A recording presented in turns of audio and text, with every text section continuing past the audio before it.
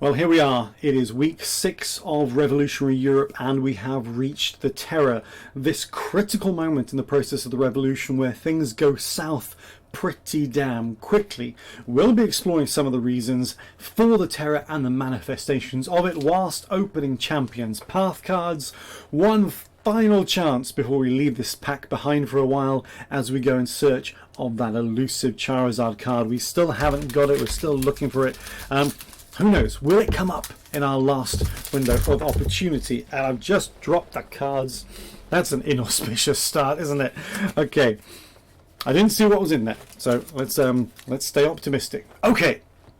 Psychic energy to start with. So, what was the Terror? Well, it gains its name very much from the sheer scale of loss of lives. We'll run through some of the statistics, but we're dealing with not just hundreds of lives being lost on a daily basis. There are some instances where across the nation we're losing thousands of people. It's a remarkably violent window of time, remarkably violent for what the revolution is associated with, rightly or wrongly. We talk about stereotypical interpretations of the revolution and it being grounded in freedoms and liberties and such principles. The Terror seems to sacrifice all of these. And why is it doing it? Well, so much of this is about political purges.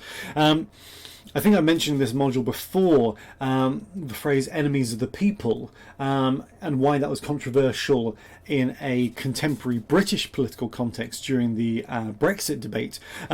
Enemies of the people was a phrase that Robespierre used. Robespierre illustrated here in this wonderful satire, demonstrating or illustrating Robespierre executing the executioner, having gone through so many people in France that there was no one left to get rid of. Sorry, we are filming at night. Shiny Marnie! Shiny Marnie! Yeah, so it's sort of 11 o'clock at night again, and the lighting is terrible. I apologise about that, but you know, it's working with children, and you got to wait until they're asleep. Well, I've got last card. Oh, I can't peel it. Is that a good sign? That seems good. Yeah, it's something. It looks familiar. It looks familiar because we just pulled this for the third years as well. So that's the third years and the first years in this last round of card pulls, proving to be equally fortuitous. Good stuff. Well done, guys. Manifestations of violence in the Terror. Well, of course, the guillotine is one of the things it is most synonymous with.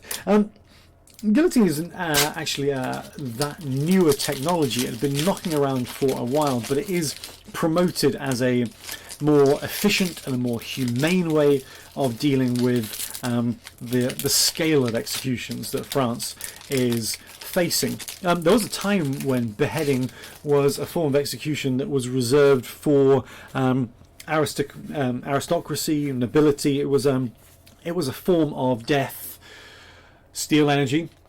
And this is following a similar path to the card pull I just did with the third years, which would suggest there are no decent cards left in these packs. But we'll see. What was I talking about? Forms of execution.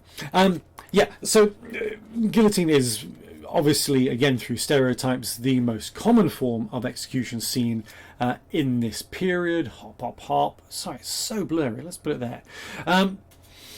However, it's not the only form of execution. We actually see things like large-scale drownings taking place. I think I found the sweet spot in terms of the zoom. So in places like Nantes, the drownings there are particularly famous. We see prisons being literally emptied of people by virtue of the executions that we're seeing. So again, the scale of loss of life is remarkable, and it's against Scorch. Okay, one pack left. That Grapploct is our star at the moment. That's one bonus reading for you guys exploring the period of the Terror. I suppose the thing to keep in mind with the Terror, of course, is that it is something that consumes almost everyone. So those who were championing the Terror, and be aware that from a political perspective, Terror is being seen as something that is necessary. It is being seen as a justifiable... Oh, is that... No, that's plain. I thought it might be a shiny one. that it's justifiable, it's necessary for safeguarding the principles of the revolution. And of course Robespierre himself starts out in our narrative as someone who is vehemently against execution. He's arguing for its repeal, but once he sort of signs off on the execution of Louis as a necessity for the protection of the revolution, it's sort of things sort of snowball out of control from that point. And of course Robespierre will lose his life. I mean, this is your spoiler alert if you weren't aware. Robespierre will lose his life to the terror as well. He will be, in a sense, almost literally consumed by this fervour for execution. So it is a very challenging period of the revolution, and it's really, we talked about Edmund Burke recently.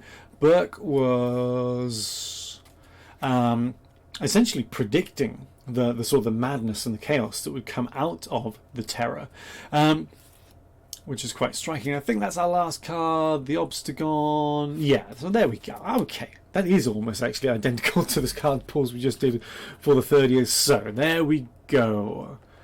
Grapploct. Nice.